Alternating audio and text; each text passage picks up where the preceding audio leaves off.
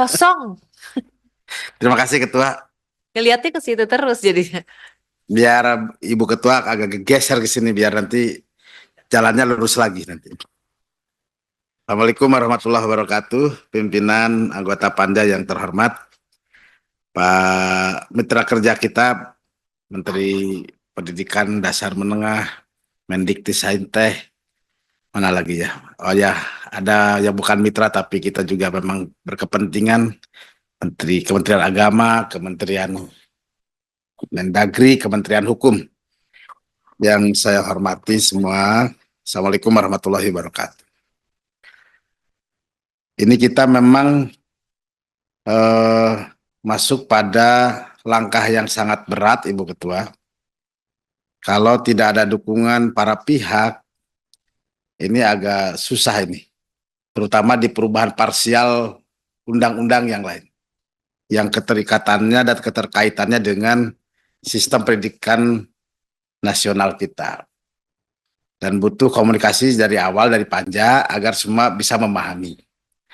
Nah, yang pertama saya ingin menyampaikan bahwa ada beberapa substansi yang prinsip sudah terkoneksi, bahkan terpahami, bahkan kalau kata Pak Wamen, Prof. Atip itu sudah secara goib, frekuensinya sudah terkoneksi. Gitu. Jadi kita udah ngomong modifikasi, udah ngomong kodifikasi semua. Ada oke, artinya kan sudah ringan tuh tahapan-tahapannya. Tinggal kita mengatur tahapannya adalah tentang pasal dan itu dari DIM itu mana yang persesuaiannya itu lebih cepat. Nah, itu dipercepat. Jadi kalau itu memang kajiannya agak berapa undang-undang yang terkait, maka para pihak itulah yang kita undang agar proses penyelesaian lebih cepat. Kalau tidak, ini bisa tidak jadi selesai ini Sisdiknas ini karena begitu beratnya. Yang kedua, Ibu itu secara teknis ya kita memang membutuhkan banyak pihak untuk dibicarakan. Perubahan undang-undang tentunya adalah sebuah konsekuensi logis dari perkembangan zaman. Jadi kalau hari ini undang-undang Sisdiknas berubah karena memang tuntutannya harus berubah. Tidak mungkin tidak, dia harus tetap begitu, tapi harus tetap berubah dinamis. Karena itulah watak dasar undang-undang yang baik. Dan hari ini tuntutannya begitu banyak. Mungkin yang tadi, saya ingin yang pertama dari konteks keadilan 20% itu. Antara pendidikan nasional kita dengan apa yang ada di di Diknas, dengan yang di pendidikan agama. Kita berharap respon dari Kemendag itu bukan hanya kesetaraan anggaran, bukan hanya dari sisi ruang bagaimana sama-sama mendapatkan hak yang sama dari 20%, tapi kesetaraan pendidikannya. Jadi tidak ada pendidikan agama itu kayak kelas 2. Di kelas itu kelas 1, tidak ada begitu. Semua sama, semua warga bangsa. Gus Dur dari pesantren jadi presiden gitu ya. Pak Habibie dari teknokrat, dari teknik jadi presiden. Pak Harto jadi tentara jadi presiden. Ibu Mega kuliah di Unpad walaupun nggak selesai tapi jurusan sosial juga jadi presiden gitu. Saya ini jadi jurusan agama jadi DPR. Tidak ada kelas 1 kelas 2. Nah, ini yang ingin kami sampaikan kepada Kementerian Agama. Dorong ini biar kita tidak jadi kelas 2. Bagaimana setara di Diknas dengan agama itu. Dari hal apapun. Makanya kita ingin dudukan di sini bersama-sama. Yang harus lebih semangat itu Kementerian Agama, Dirjen Pendidikan Agama Islam dan agama-agama yang lain. Itu harus lebih gaspol gitu. Harus lebih membara, harus lebih menyala daripada yang lain. Maka itu kan coba Bapak lihat guru-guru kita, guru-guru yang di pendidikan agama ditaruh di SMP. Dia walayahnya walayamut. Kan kasihan seumur hidup. Saya punya guru SMP, guru agama. Seumur hidup sudah saya jadi sarjana begini, udah jadi DPR, dia terus begitu saja terus. Apa hak dia yang harus diberikan dari karir, tunjangan, segala macam. Pernahkah Bapak memikirkan itu? Kak? Itu yang Bapak harus lebih semangat itu dari Kementerian Agama itu mendudukan di sisi dasar itu. Agar setara, berkeadilan. Jadi bukan milik Diknas, milik bangsa kita. Milik negara gitu. Yang hadir di keduanya adalah seluruh anak bangsa kita membuka sekolah yang sama-sama ingin mencerdaskan anak bangsa kita. Nah, itu yang terpenting kita itu tuh. Nah, kami ingin semangat itu didorong bersama-sama bahwa kita punya keadilan yang setara itu. Yang kedua, pimpinan kan kita itu gini, saya ingin sampaikan ya, semangat kita ada P3K itu adalah bukan untuk menerima ASN, tapi untuk memberikan rasa keadilan kepada para guru yang sudah mengabdi puluhan tahun, yang kalau masuk PNS tidak mungkin karena usianya sudah 35 tahun. Nah, sekarang saya itu waktu panja, waktu Komisi 2.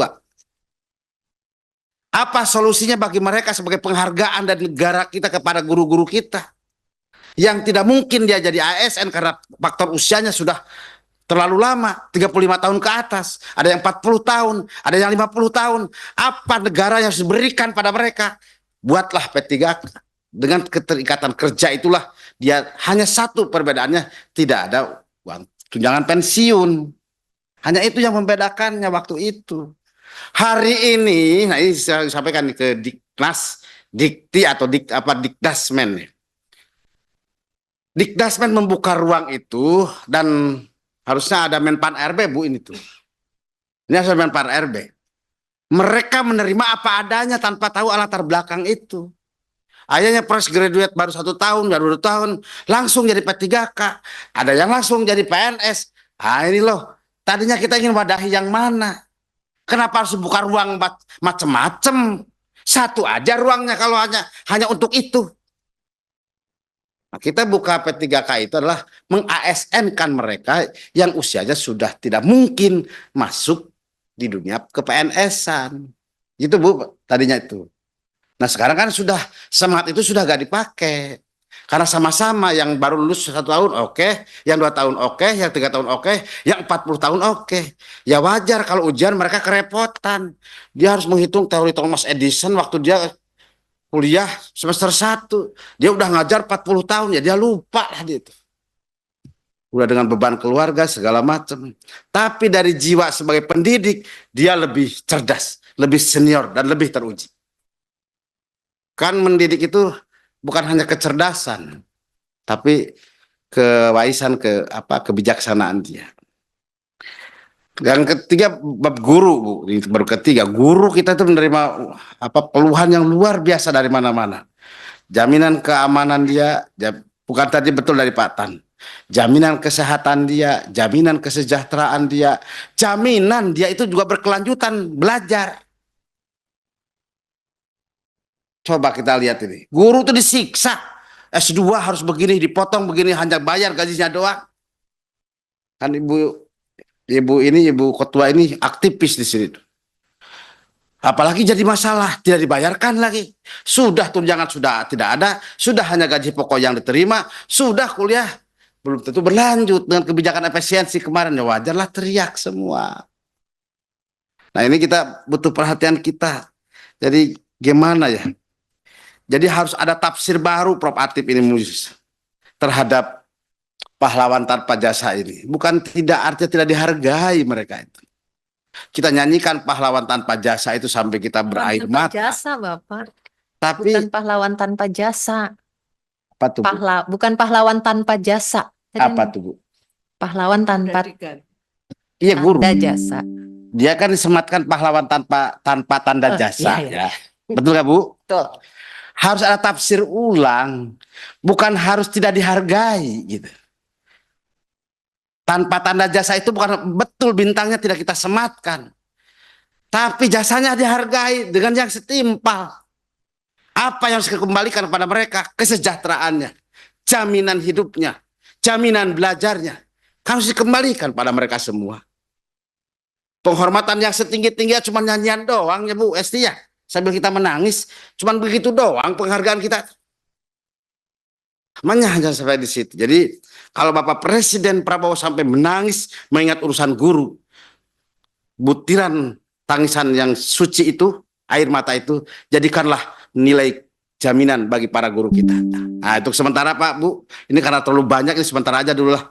Terima kasih. Assalamualaikum warahmatullahi wabarakatuh.